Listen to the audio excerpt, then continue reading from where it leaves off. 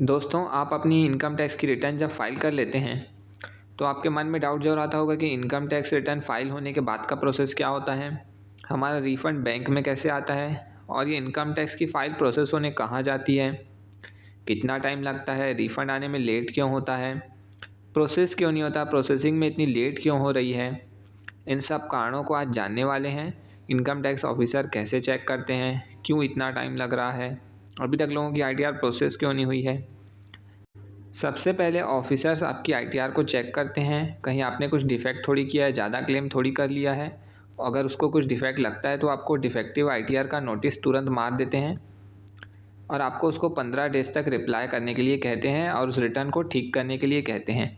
आपको उसको ठीक करके फिर से रिवाइज रिटर्न भर के अपना इनकम टैक्स रिटर्न फॉर्म जमा करना होता है। अगर आप ऐसा नहीं करते हैं तो वो आईटीआर इनवैलिड मानी जाती है। इस टाइप से इनकम टैक्स का नोटिस का आपको रिप्लाई करना पड़ता है।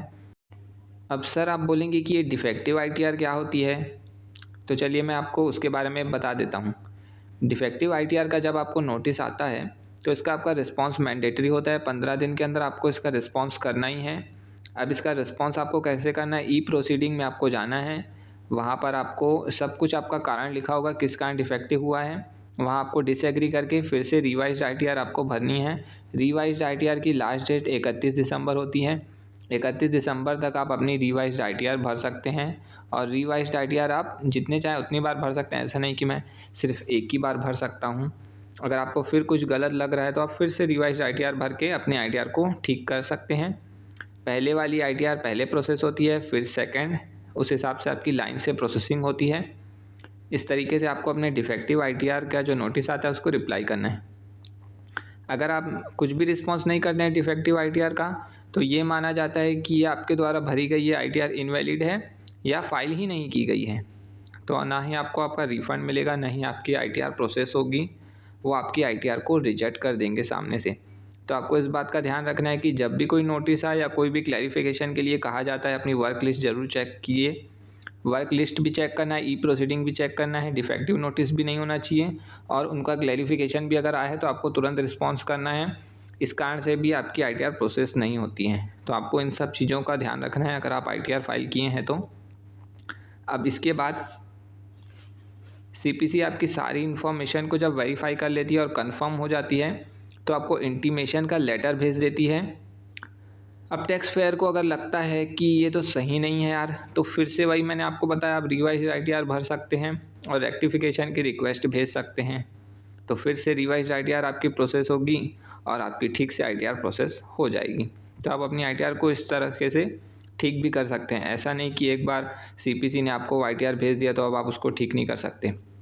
अगर आपका कम रिफ़ंड बन रहा था और आपको लगता है कि नहीं मेरा तो यार ज़्यादा बनना चाहिए था, इन्होंने तो कम भेज दिया, तो आप फिर से रिवाइज आईटीआर करके ज़्यादा रिफ़ंड क्लेम कर सकते हैं।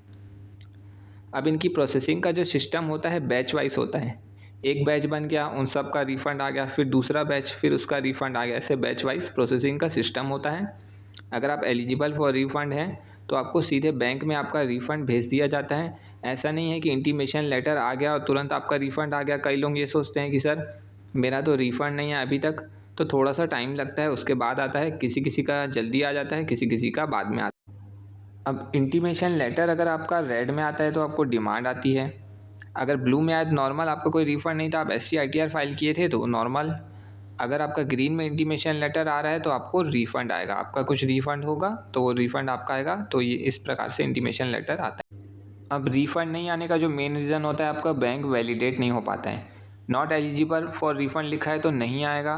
रिस्ट्रिक्टेड रिफ़ंड अगर आपका लिखा हुआ है तो 50 लाख तक का आ जाएगा, उसमें कोई प्रॉब्लम नहीं रहती। और अगर आपका अभी प्रोसेसिंग है तो उसका प्रोसेसिंग कंप्लीट कराना बहुत ज़रूरी होता है।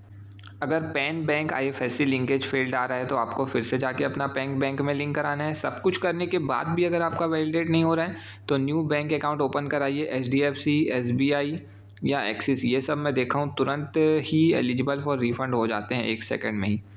तो इन सब में आप अपना न्यू अकाउंट ओपन करके 1-2 डेज़ का टाइम लगता है, फिर इसमें ऐड कर देंगे और फिर नॉमिनेट फॉर रिफ़ंड कर देंगे तो हो जाएगा। अब मान लीजिए आप ध्यान ही नहीं दे पाए, आपका बैंक वैलिडेट ही नहीं हुआ था और रिफ़ंड का उन्होंने भेज दिया इंटीमेशन लेटर में, पर आपको रिफ़ंड तो रिसीव होगा नहीं। तो इस केस में आपको क्या करना है, फिर से बैंक को वैलिडेट कराना है, फिर नॉमिनेट फॉर रिफ़ंड करना है, फिर से जब वो पूरी तरीके से एलिजिबल फॉर रिफ़ंड हो जाए, फिर सर्विस में जाना है, रिफ़ंड रीइश्यू की रिक्वेस्ट डालनी है। तो आपका जो रिफ़ंड नहीं आया है वो आपको सीधे बैंक अकाउंट में मिल जाएगा। तो इस टाइप से पूरा इनकम टैक्स का प्रोसेस होता है। Thanks for watching.